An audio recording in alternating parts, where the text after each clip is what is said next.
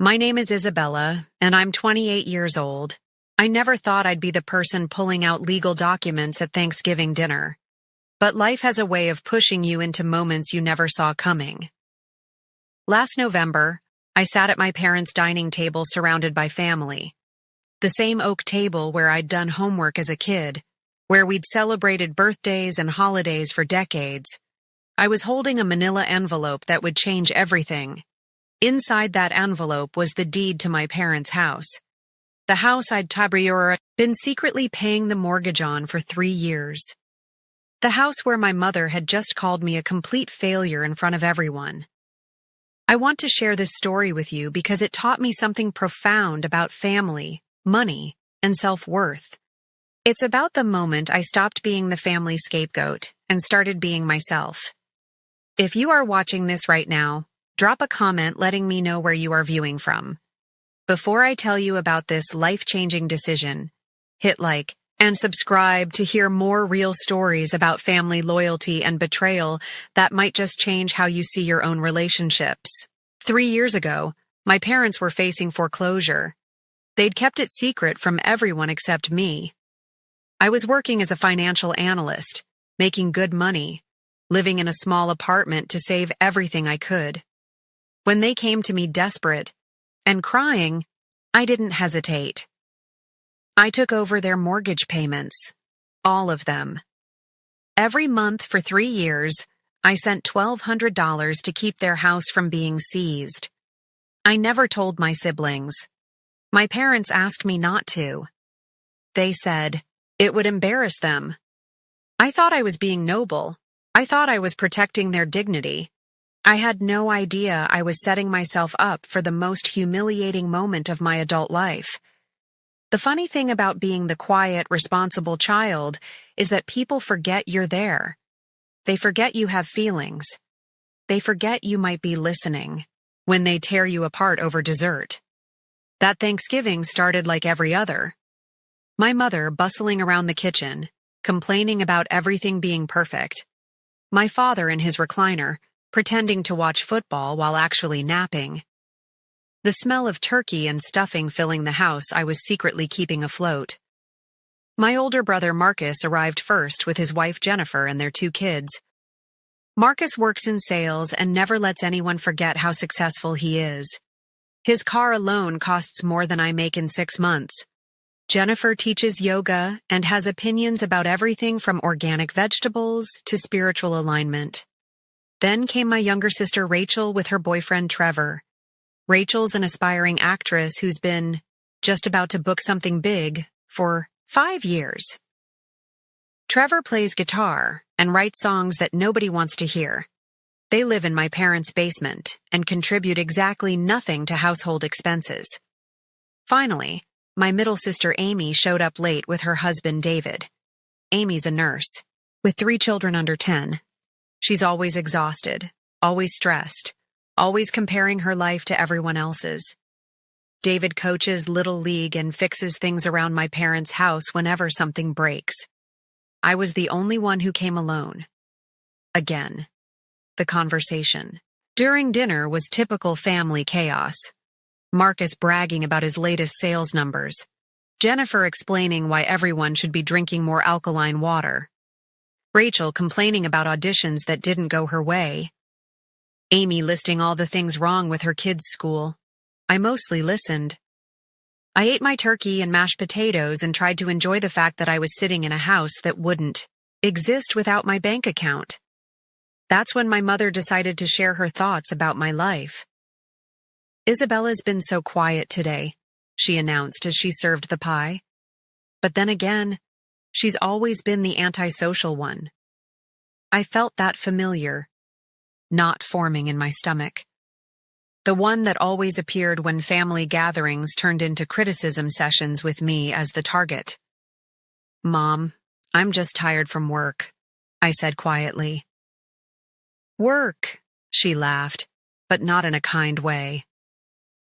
Isabella, honey, you're almost 30. When are you going to figure out what you actually want to do with your life?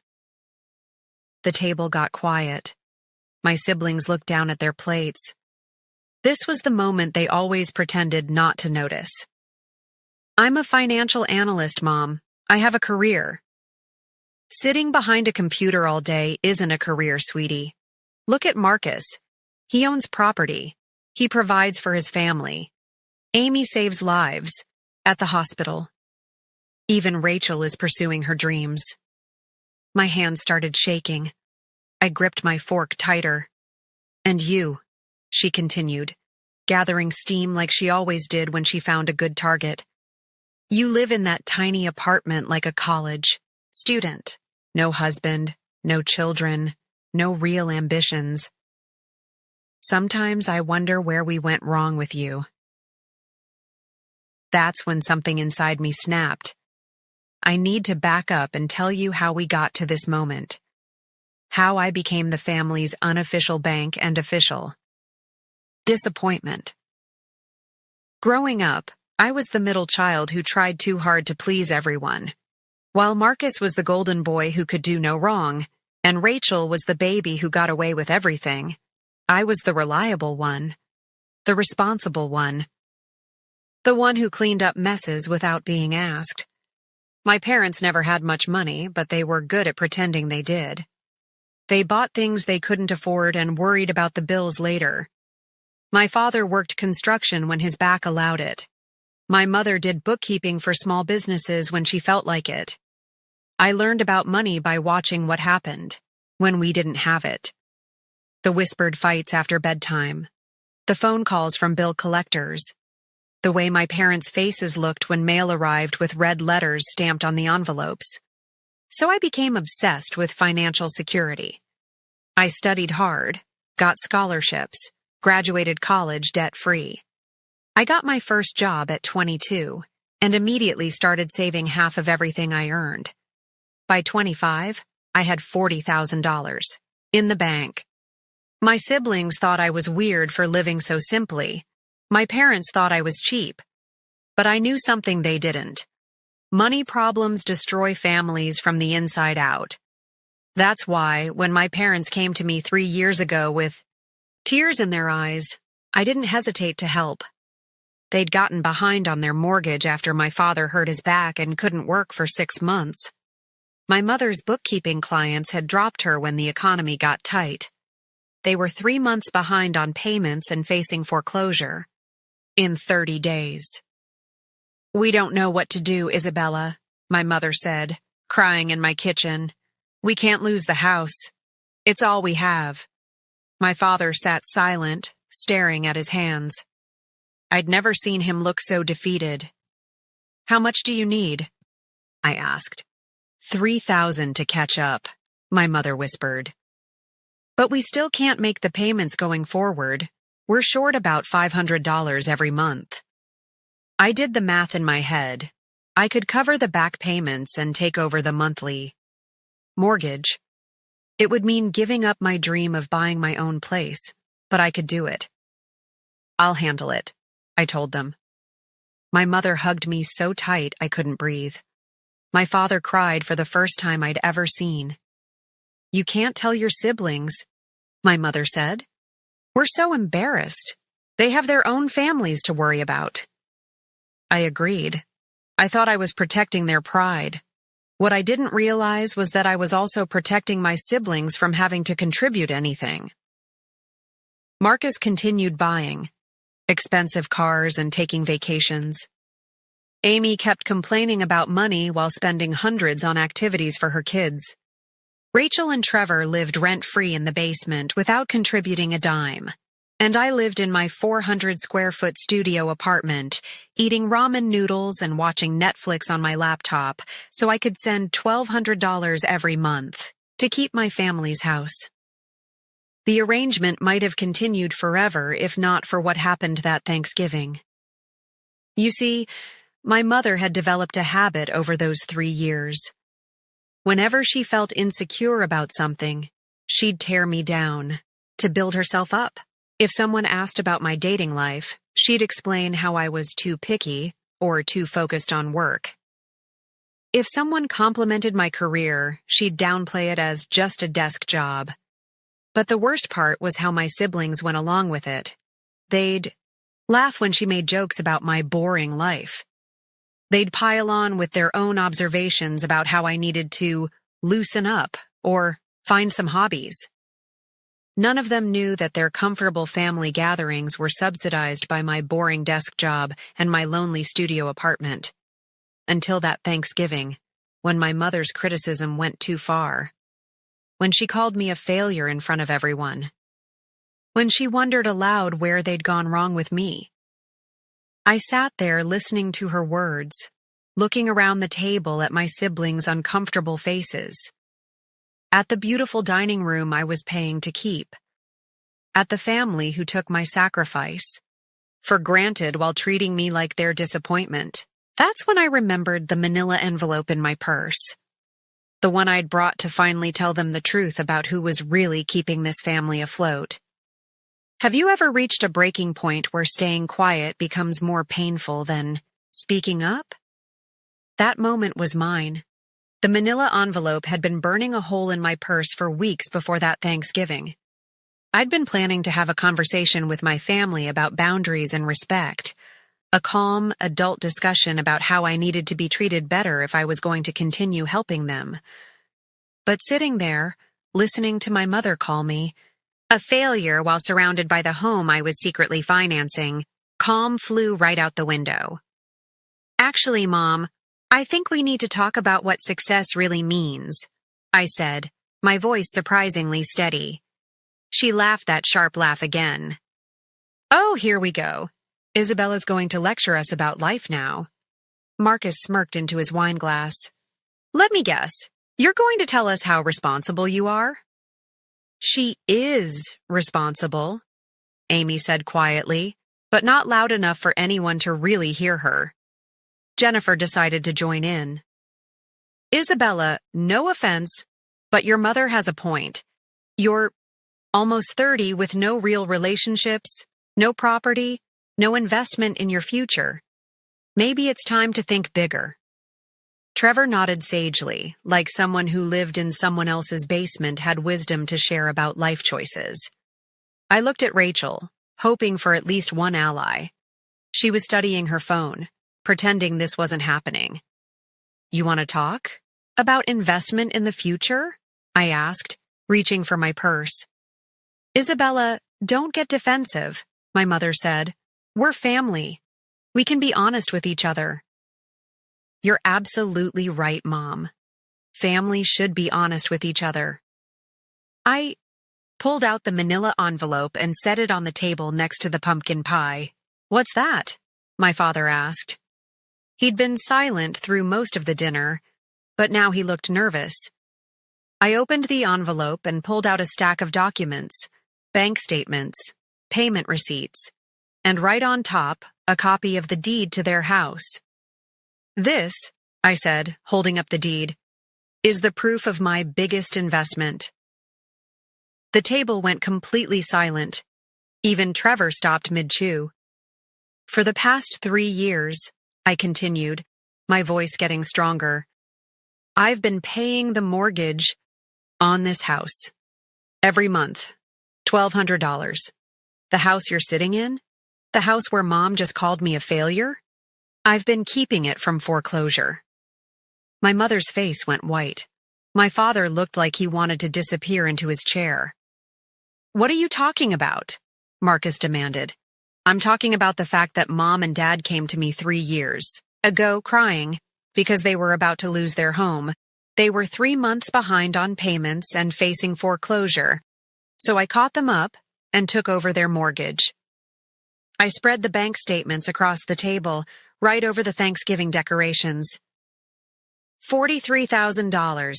That's what I've paid to keep this house, while living in a studio apartment, while eating ramen noodles, while listening to all of you criticize my life choices. Amy was staring at the documents like they were written in a foreign language. Isabella, is this real? It's real, my father said quietly. We asked her not to tell anyone. You asked me to keep it secret because you were embarrassed, I said. But I think the real reason was so Marcus could keep buying new cars without feeling guilty. So Amy could keep spending money on kids' activities without contributing. So Rachel and Trevor could live in your basement rent-free while I subsidized their lifestyle.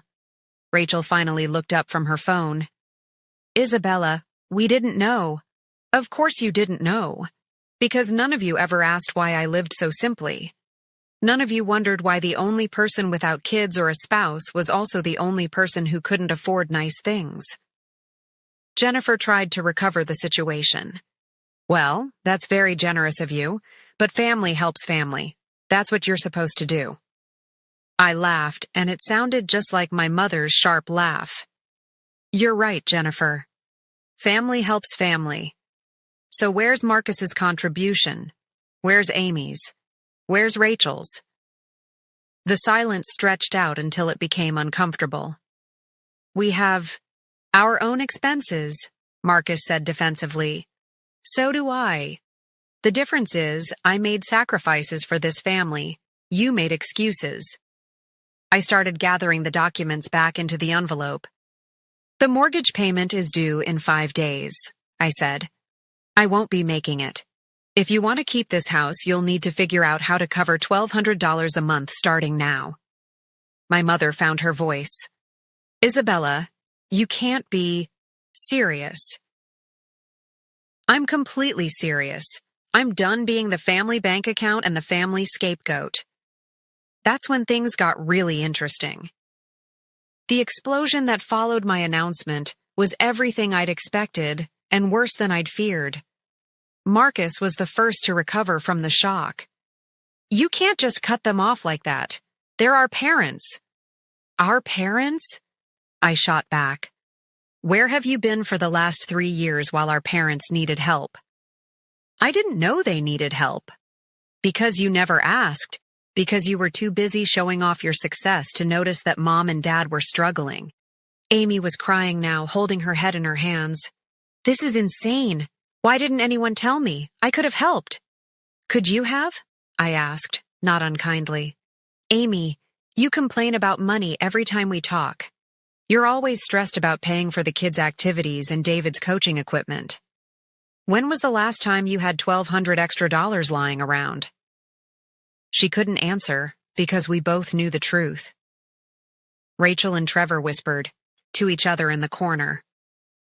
I could see Rachel starting to panic as she realized her free housing situation might be coming to an end. My mother had gone from shocked to furious. Isabella Marie, how dare you ambush us like this? We're family. You don't hold money over families' heads. I'm not holding money over anyone's head, Mom. I'm setting boundaries. There's a difference. Boundaries? She screeched.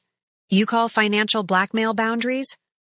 I call it being honest about what I can and can't afford to do, what I'm willing and not willing to accept in return. My father finally spoke. Up. Isabella, your mother was just... She didn't mean what she said. Dad, she meant every word, and this isn't the first time. This is just the last time I'm going to sit here and take it. Jennifer, who had no business being part of this, family drama, decided to weigh in again. Isabella, I understand you're upset, but you made a commitment to help your parents. You can't just abandon them because your feelings got hurt. I turned to look at her, and she actually took a step back from whatever she saw in my face. Jennifer, with all due respect, you've been part of this family for 5 years, and you've contributed exactly nothing to helping my parents. Your husband makes 6 figures, but somehow it's my responsibility to keep his in-laws housed. Marcus stood up. Don't talk to my wife like that. Then don't let your wife talk to me like I'm a child having a tantrum. I'm a grown woman who's been carrying this family financially while being treated like the family disappointment. The room erupted into everyone talking at once. Rachel crying, Amy trying to calm everyone down, Trevor suggesting they all take some deep breaths and find their center, which almost made me laugh despite everything.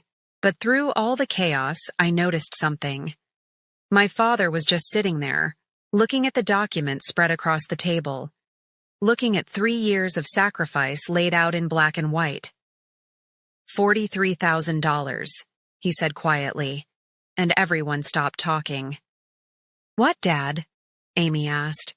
She's paid $43,000 for us, while we... He trailed off, looking at each of his children. While we all just assumed someone else would handle it. My mother tried to interrupt. Robert, don't... No, Linda. Just stop talking for 1 minute. He turned to me. Isabella, what your mother said tonight was wrong. What she's been saying about you is wrong. You're not a failure. You're the reason we still have our home. I felt tears starting, but I blinked them back. I wasn't done yet. Thank you, Dad. But the money isn't the real issue here. The issue is respect. The issue is being valued for who I am, not criticized for who I'm not. I looked around the table at my family. I love all of you. But I can't keep sacrificing my own life and self-worth to prop up yours. My mother made one last desperate attempt.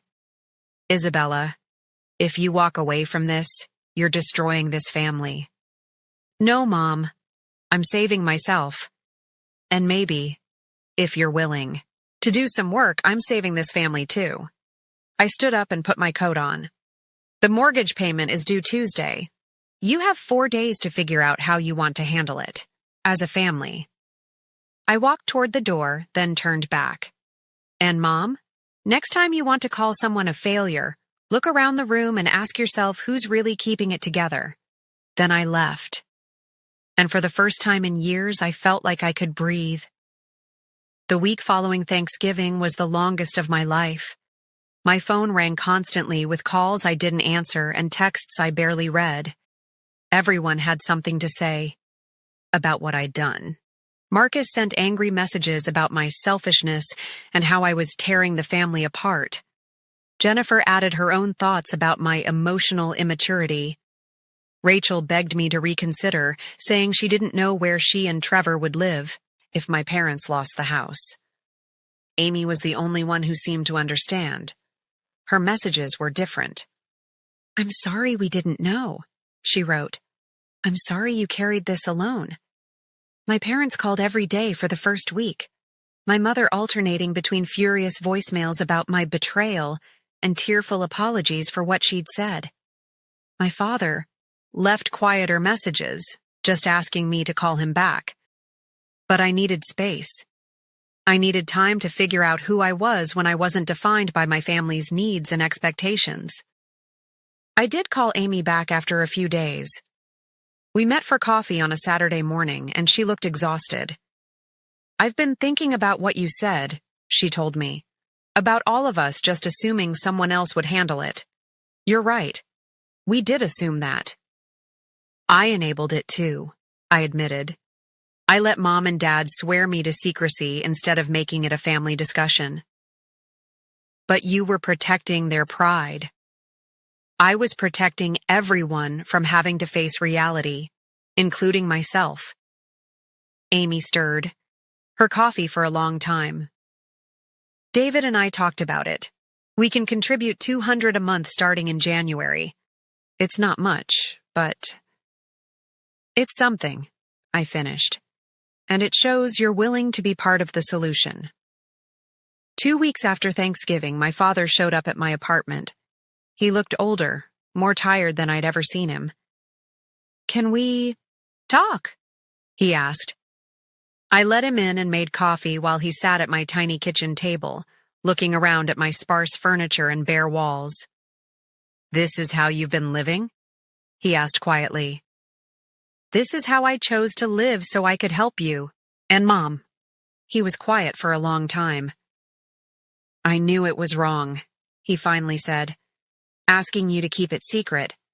Letting your mother talk to you the way she has. But it was easier than dealing with the truth.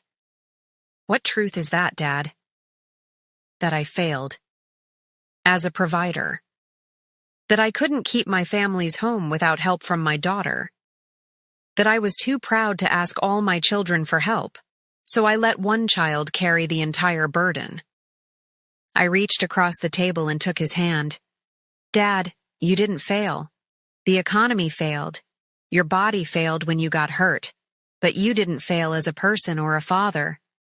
He cried then, this man who'd taught me to be strong.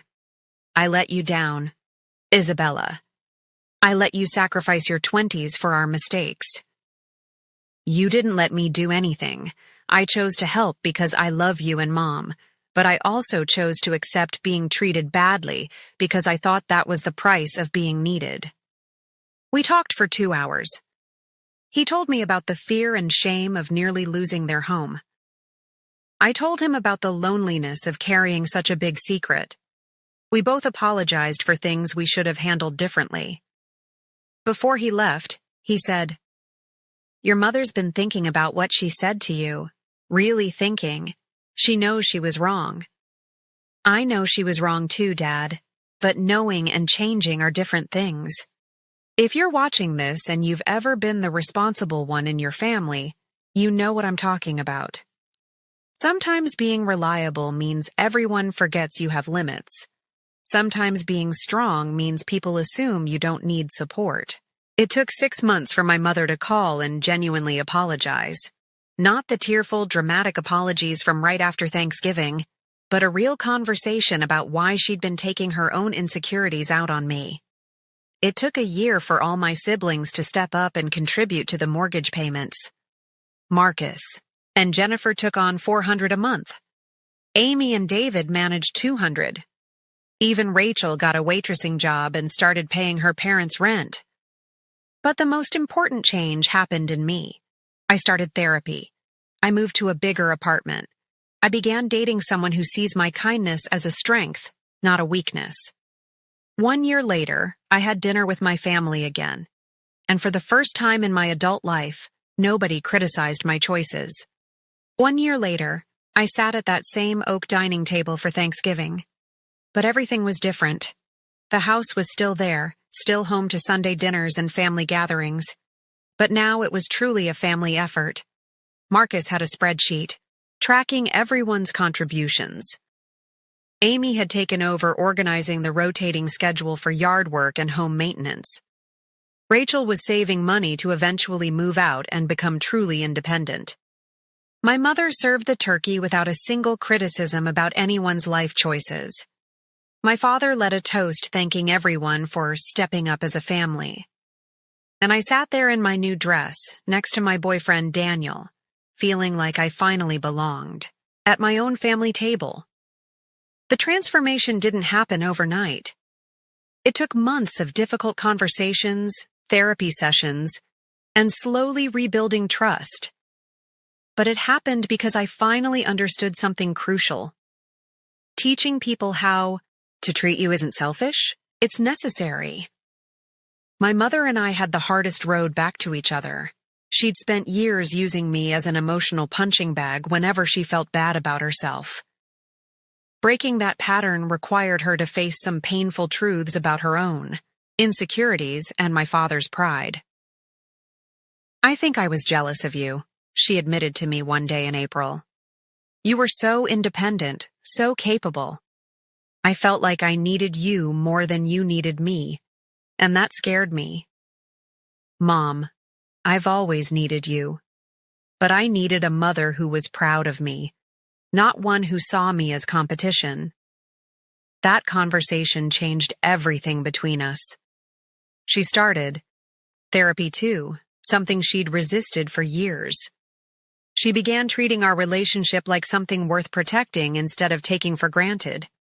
My siblings learned hard lessons too.